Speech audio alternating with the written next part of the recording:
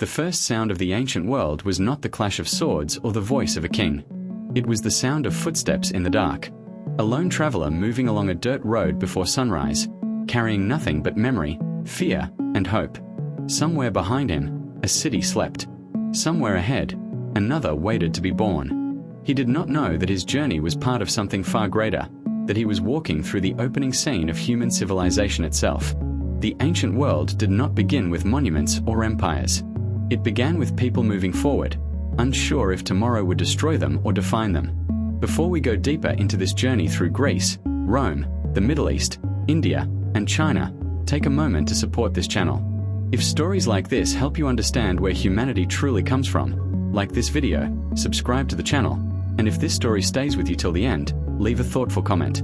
Your support keeps these voices from the past alive. The ancient world unfolded slowly, like fire learning to burn brighter. In Greece, the land was sharp and beautiful, mountains cutting into the sky, seas reflecting the sun like polished bronze. Nicandros was born in Athens to a family that owned little more than skill. His father shaped clay, and so did he. From a young age, Nicandros learned that hands could remember what minds forgot. Around him, philosophers debated truth in public squares, their voices confident, their ideas soaring. Democracy was being born, but it was loud, imperfect, and demanding. Nicandros' older brother believed in it fully.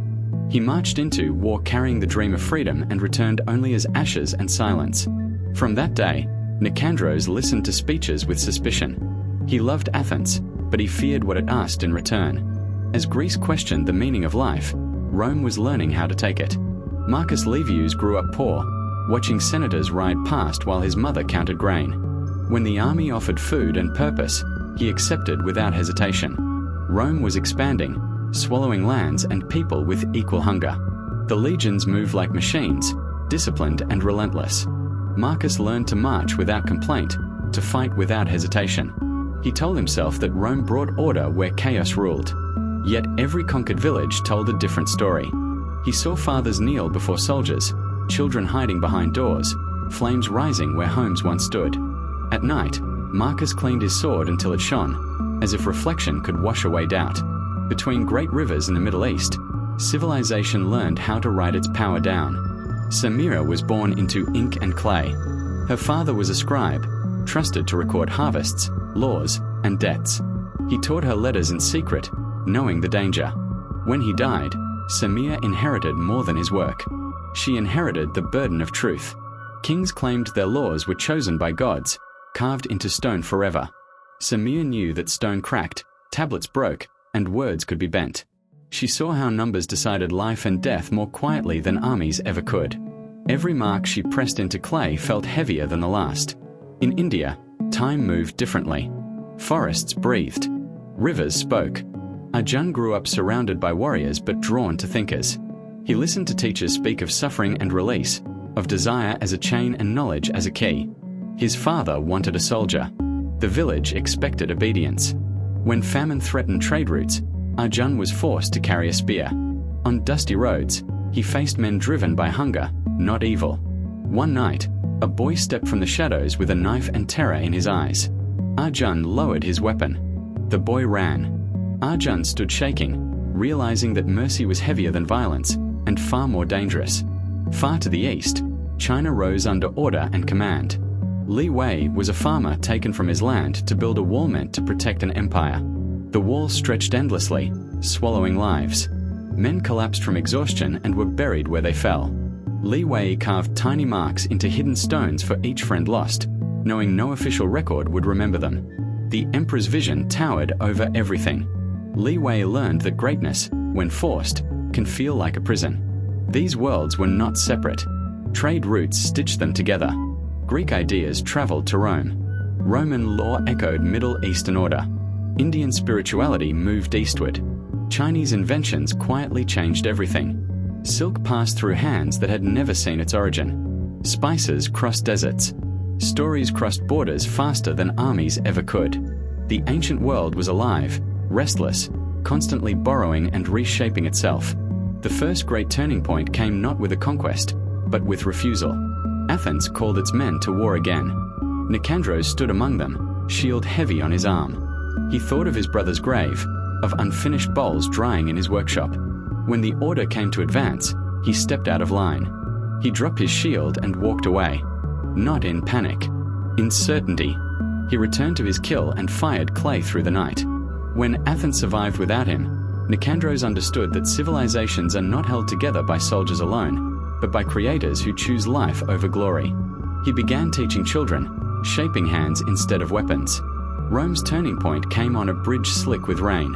Marcus Livius was ordered to hold it at all costs.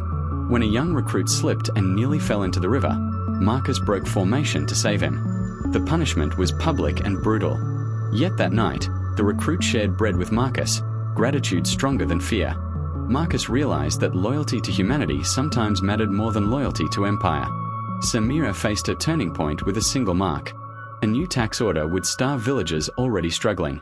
She altered a number on a tablet, risking execution. The harvest fed more mouths that year. Inspectors came and left. Samira slept poorly afterward, knowing how fragile justice was, but she kept writing. Quiet courage became her rebellion. Arjun laid down his spear and returned to teaching. Some mocked him. Some listened. The boy with the knife returned, thinner but alive. They shared food and silence. Arjun learned that peace does not conquer. It invites. Li Wei collapsed at the wall and was left behind. When he woke, he chose to walk home. He rebuilt his field stone by stone, creating a life not commanded by an emperor. The wall stood without him. So did he.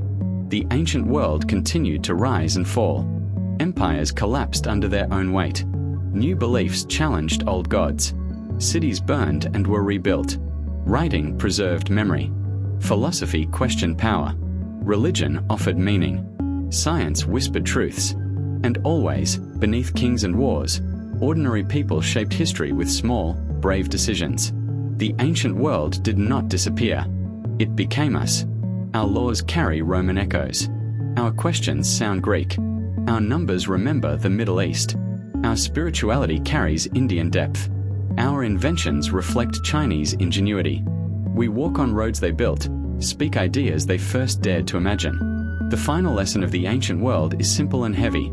Civilization is not made by greatness alone, but by choices. By those who refuse injustice quietly. By those who protect life when violence is easier. By those who build instead of destroy. If this story stayed with you, if it made you think differently about the past and yourself, write a meaningful comment below. History lives as long as we remember it, and as long as we choose to learn from it.